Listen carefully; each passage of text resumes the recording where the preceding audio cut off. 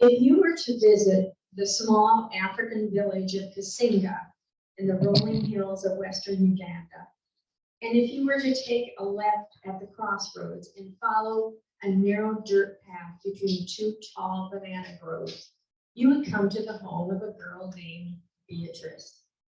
Beatrice lives here with her mother and 5 younger brothers and sisters in a sturdy mud house with a fine steel roof. The house is new, so is the shiny blue wooden furniture inside. In fact, many things are new to Beatrice and to her family lately. And it's all because of a goat called Mugisa. Beatrice loves everything about Mugisa. The feel of her coarse brown and white coat, the way her chin hairs curl just so, and how Mugisa gently teased her by butting her knobby horns against Beatrice's hands, tuk, tuk, tuk, like a drumbeat waiting for a song. But there is a reason why Beatrice loves Mugisa most of all. In the time before Mugisa, Beatrice spent her days helping her mother hoe and plant in the fields, to tend the chickens, watch the younger children, and grind the cassava flour that they would take to the market to sell. Once in a while, when she was tending baby Pascavia, Beatrice would stop by the schoolhouse.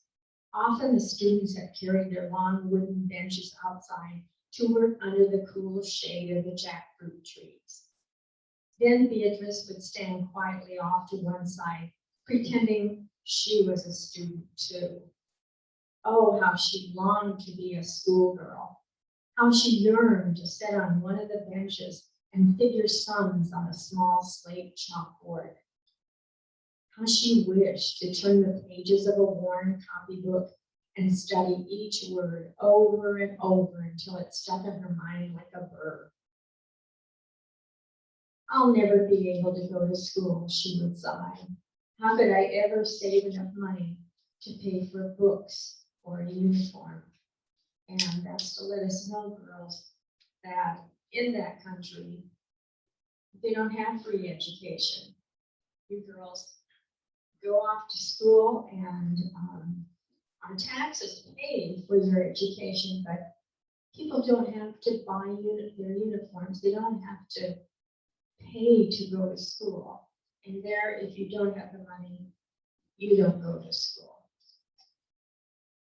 One day, while Beatrice was busy pulling weeds, Mama came to her with dancing eyes.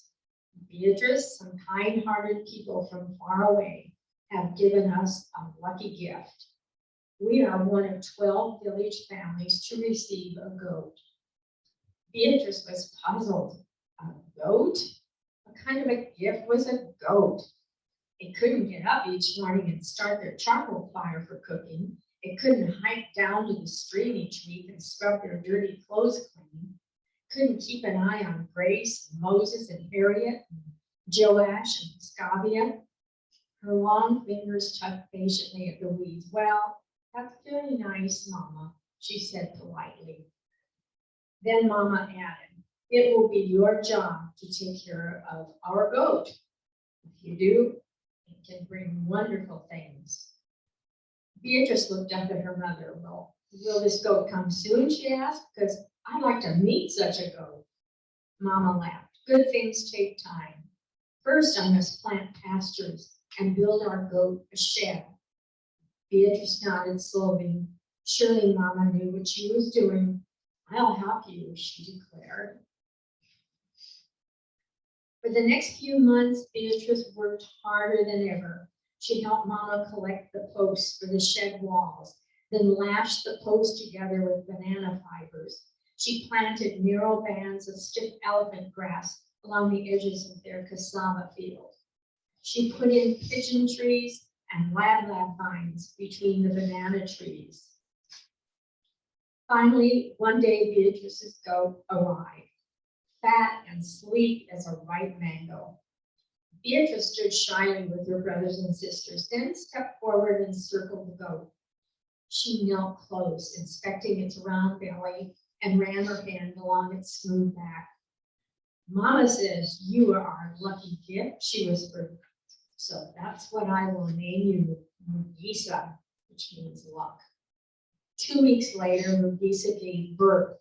It was Beatrice who discovered first one kid, and then to her surprise, another. Twins, she exclaimed, stooping down to examine them. See that, Mugisa? You have already brought us 2 wonderful things. Beatrice named the first kid Ulindwa, which means expected, and the second Kahimbo, or surprise. Each day, Beatrice made sure Mugisa got extra elephant grass and water to help her produce lots of milk, even though it meant another long trip down to the stream and back. When the kids no longer needed it, Beatrice took her own first taste of Mugisa's milk. Sweet, she said, mixing the rest into her cup of breakfast porridge. Beatrice knew Mugisa's milk would keep them all much healthier.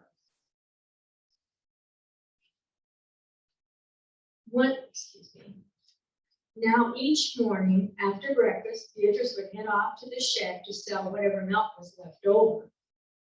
Open for business, she would say, in case anyone was listening. Often she would spy her friend Bunane coming through the banana groves. Good morning, Beatrice and Mugisa, unexpected and surprised, Bunane would always say. Then he would hand Beatrice a tall pail that she would fill to the top with Mugisa's milk. When Beatrice finished pouring, Bunane would hand her a shiny coin, and Beatrice would carefully tuck the money into the small woven purse at her side. Day after day, week after week, Beatrice watched the purse get fuller.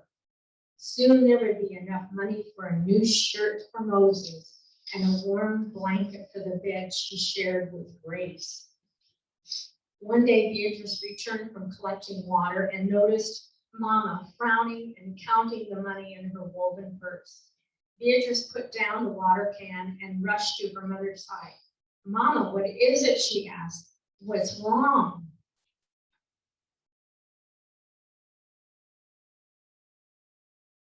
As she looked up, Mama's frown turned to a small smile.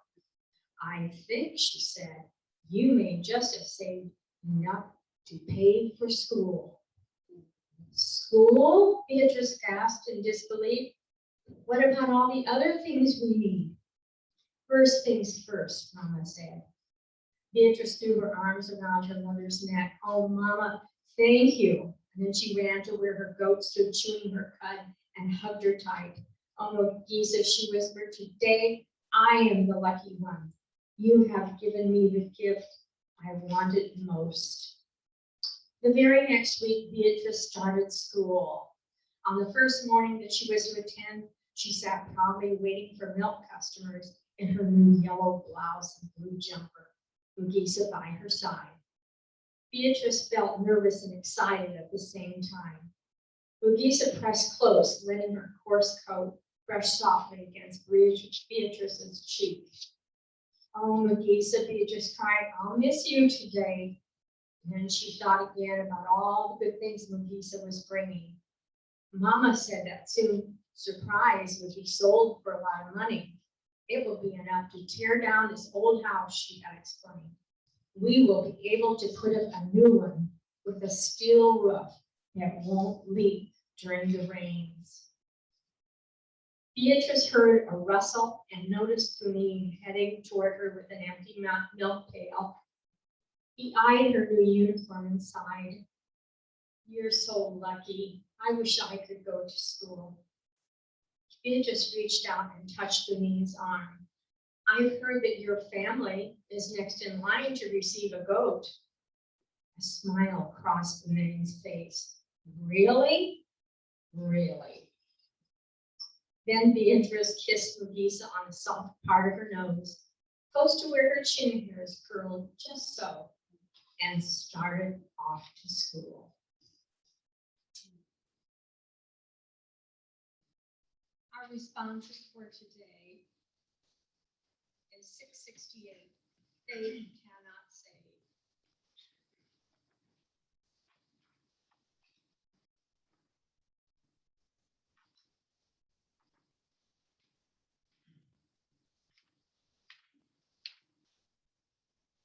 What good is it, my brothers and sisters, if you say you have faith but do not have works? Can faith save you? If a brother or sister is naked, lack daily food, and one who says to them, go in peace, keep warm, eat your fill, and yet you do not supply their bodily needs, what is the good of that? so faith by itself, if it has no works, is dead.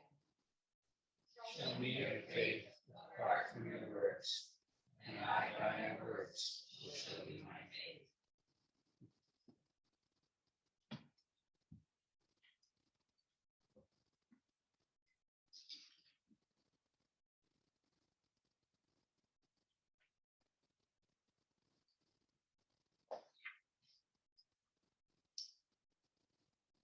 Community means a lot to me. It means a lot to you. Community can mean many things. It can mean our church community, the town we live in, the neighbors next door. Our country is a community.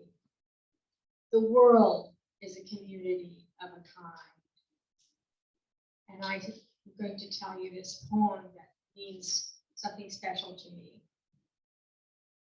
Two people can keep each other sane, can give support, conviction, love, massage, hope, sex. Three people are a delegation, a committee, a wedge. With four, you can play bridge and start an organization. With six, you can rent a whole house. Eat pie for dinner with no seconds, and hold a fundraising party. A dozen makes a dozen makes a demonstration. 100 fill a hall. 1,000 have solidarity and their own newsletter.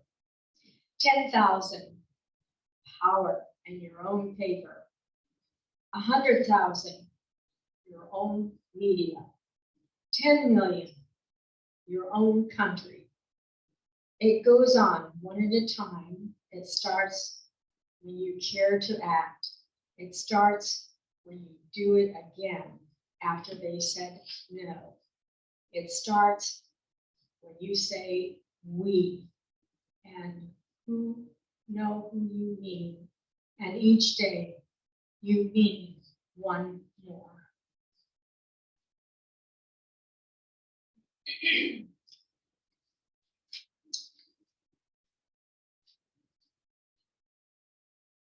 Well, we have a little story here about a man who knew what it meant to have community.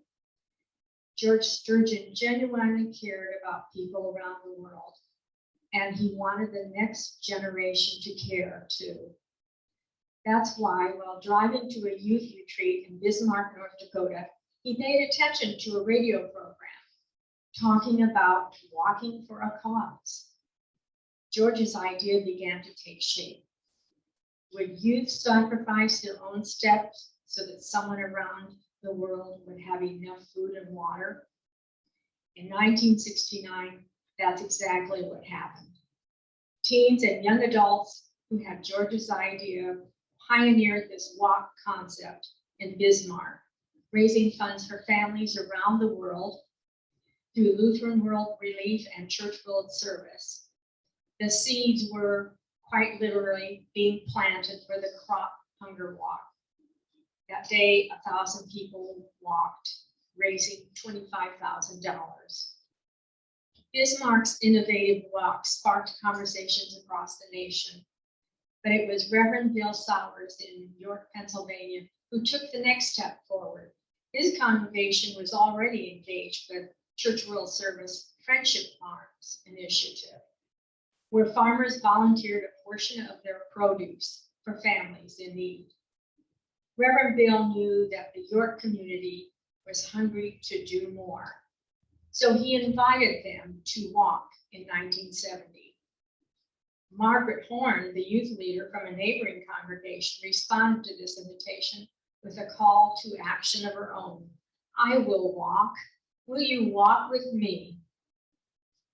Her question is repeated every year as new walkers encourage their friends and family to join this movement to end hunger. Before the walk started, CROP began in 1947 under the wing of Church World Service, which was founded in 1946. Its primary mission was to help Midwest farm families to share their grain with hungry neighbors in post-World War II Asia and Europe. At that time, its acronym CROP stood for Christian Rural Overseas Program. Eventually, Church World Service leaders changed CROP to mean communities responding to overcome poverty. They did not want to limit participants to only Christian churches. Among many uses for the funds is building water systems. In many developing nations, people usually, women and girls, walk up to 5 miles a day to get water.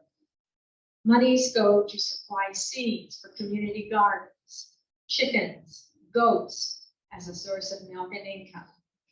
There is support for Church World Service development projects and disaster assistance. In the outlying villages of Pakistan, women who have been traditionally excluded from participating in small business endeavors are receiving help from Church World Service. Through a small local nonprofit agency, women take out small loans, averaging $40. Many are using their money to purchase a goat. In a year's time, a goat grows, fattens, and may be sold for about $100. In repaying their loans, the women are very dependable. They're very proud of that. One of the villagers, when asked how she planned to invest the profit, said, smiling, well, in another goat. The women recognize a profitable business when they see it. Microloans are one of the most effective tools in supporting the world's poor. Some statistics to share. This will be the 45th year for Sioux City's crop walk. Hundreds of pounds of canned and boxed goods are donated each year. We are invited to bring at least 1 can of food on our walk, which is donated to the Community Action Agency, which is the halfway point in the walk. About 30 churches, schools, and groups participate. Nearly 87,000 walkers across the U.S. join in more than 800 crop walks each year, collecting $800 million. 25% of the money goes to the Community Action Agency here. Over the last 5 years, on average, some people like to know how their money is spent when they get to an organization. Sometimes you find some organizations don't spend their money well. Over the last 5 years, on average, 16% of the funds contributed to Church World Service has gone to administration, fundraising, and information sharing. I invite you to join me on the walk. I've been doing it for some years, and I find it interesting, and each year, I usually walk by myself, but there are other single solitary walkers, and we kind of clan up as we find each other along the walk. It's interesting to meet these new people. The idea is to collect donations from sponsors, which will be turned over to the committee at Grace Methodist on the day of the walk. If you want to write a check to be a sponsor, it should be made out to CWS/crop. October 17th is a big day. The complete walk is about 3 miles, but if you're not up to that, you could drive to Cecilia Park area or 3rd Presbyterian parking lot and walk from there to the Community Action Agency, where you will receive water and you'll see their facility and see their example of a food assistance box given to needy families. Because the community of Bismarck, North Dakota cared 50 years ago, the Crop Hunger Walk is now America's main hunger walk. Millions of people around the nation have since responded to the invitation to end hunger. We celebrate this 50-year legacy and challenge ourselves to keep moving forward until there is enough for all.